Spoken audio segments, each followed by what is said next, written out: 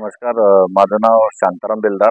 मी मेंढोर्दा इथून मुक्ताईनगर तालुका इथून आलेलो आहो आणि ते आपण जैन व्हॅलीमध्ये सर्व आता आम्ही दिवसभर फिरून घेतला तिथे.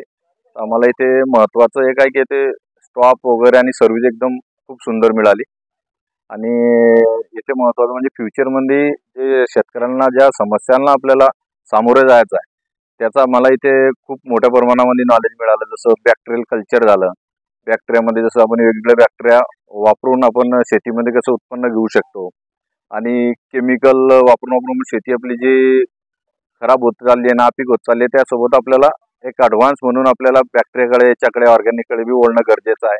त्यानंतर येथे वेगवेगळे प्लांटेशन बघितले आम्ही की त्यामध्ये आपण फ्युचर आम्हाला सर्वात जास्त आवडलं येतं की फ्युचर फार्मिंग म्हणजे येणाऱ्या काळामध्ये आपली जमीन ही पूर्ण आटोक्यात येत आहे.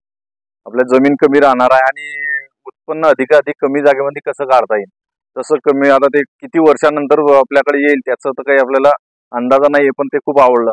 त्याच्यामध्ये बिना मातीच्या याच्यानं आपण कसं प्लांटेशन काढून त्याच्यामध्ये फ्रुटिंग वगैरे घेऊ शकतो, हे खूप महत्त्वाचं आपल्याला चांगलं पाहायला मिळालं.